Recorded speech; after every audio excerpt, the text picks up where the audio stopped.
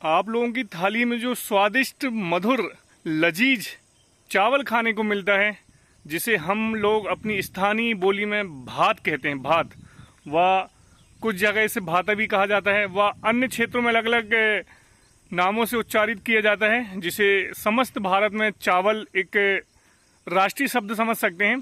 तो जो चावल होता है वह हमारी थाली में आता है, वह किन किन प्रक्रियाओं से गुजरता है उसका यह प्रथम चरण है। यह आप जो देख रहे हैं, यह आने वाले समय में, अभी आप देखिए एक खेत पूरा खाली है। कुछ समय के उपरांत अभी लगभग 4 इंच का छोटा सा पौधा हो चुका है। जैसे ये लगभग 1 फीट का होगा तो इसे समस्त खेत में रोपाई कर दी जाएगी। रोपाई का अर्थ समझ लीजिए आप, इसके जो एक अंश को, इसको काड़ी कहा जाता है। काड़ी एक इसमें पहले धान लगाई गई, फिर इसका अंकुरण हुआ, फिर जैसे ये बड़ी होगी तो उस एक जो घास जैसी दिख रही है, इसको पूरे खेत में, इस खेत को मचाया जाता है ट्रैक्टर के द्वारा। व यदि किसी के पास गौवंश है, बैल हैं, तो उसके द्वारा इस पूरे खेत को पानी से मचाया जाएगा। फिर यह एक काड़ी को पूरे खेत में लगाया जाएगा। तब लगभग 3 या 4 महीनों के उपरांत यहाँ पर पूरे खेत पर जहाँ जहाँ यह लगेगा वह धान का रूप ले लेगा। धान के बाद फिर चावल आपको ऐसे नहीं मिलता है। छिलके के अंदर सुरक्षित, देखिए प्रकृति का कितना अच्छा कवच रहता है। जैसे कि आप समझ सकते हैं कि लॉकर, एक चावल का दाना लॉकर जैसे सुरक्षित रखा रहता है। जब उसको मशीन से या चकिया से दरेंगे, उसको दरना बोलता है, दरना कहा जाता है। जब उसकी दराई होगी तद उपरांत उसके पश्चात वह चावल आप लोगों की थाली में पहुंचेगा। समस्त विश्व में, समस्त देश में जहां जहां चावल खाने के शौकीन लोग हैं, वह जहां चावल खाया जाता है एकदम, जैसे बंगाल में मैंने देखा, बहुधा दक्षिण भारत में चावल एक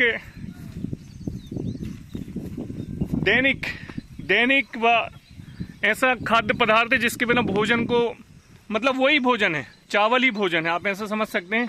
यह वही चावल की प्रथम प्रक्रिया के तहत इसकी बेड का बोला जाता है, जो लगाया गया है खेत में। लगभग 90 से 100 दिनों के उपरांत यह चावल का जो एक रूप होगा वह धान के रूप में परिवर्तित होगा। तदुपरांत आपकी थाली में परोसा जाएगा।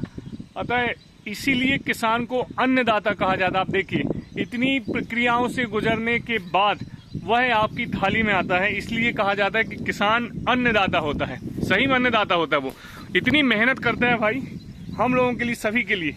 फिर उसको जाके उसका प्रतिफल मिलता है, आखिरी में मिलता है 100 दिनों के उपरांत उसको वह प्रतिफल इस चावल के रूप में मिलता है, जो कि हम लोग 2-2.5 हज़ार रुपये, जो भी रेट रहता है, अलग अलग किस्म की वैरायटी रहती है, उसमें हम लोग खरीदते हैं, वो खाते हैं। इसलिए कहा जाता है कि उतना ही ले थाली में, व्यर्थ न जाए नाली में।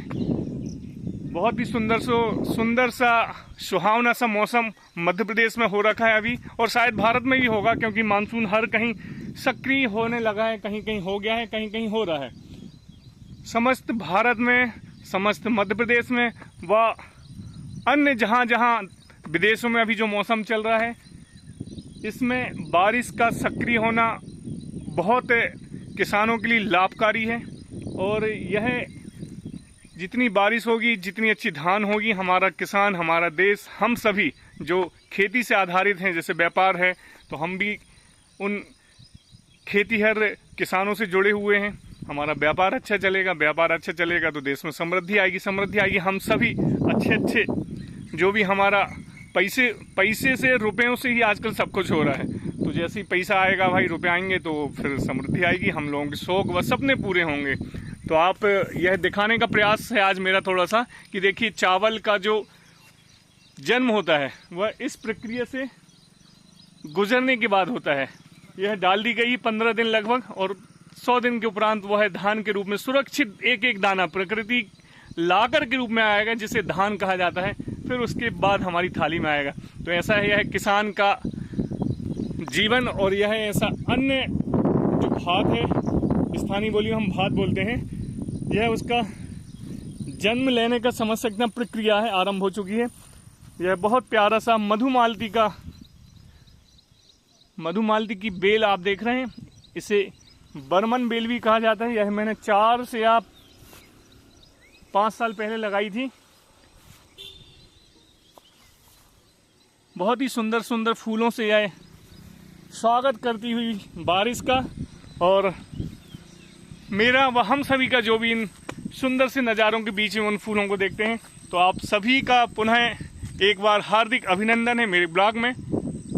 आप सभी का दिन शुभ हो, मंगल हो। आप सभी को सादर जय जैन। मानसून का बहुत अच्छे से मज़ा लीजिए आप, और पौधे ज़रूर लगाइए, चाहे एक पौधा लगाइए पर अवश्य लगाइए, आप किसी के भी नाम में लगाइए। आप सभी को पुनः एक बार सादर जय जैन, वंदे मातरम, जय श्री राम। मिलते हैं फिर कभी किसी सुंदर से ब्लॉग में। तब तक अपने परिवार का ध्यान रखिए।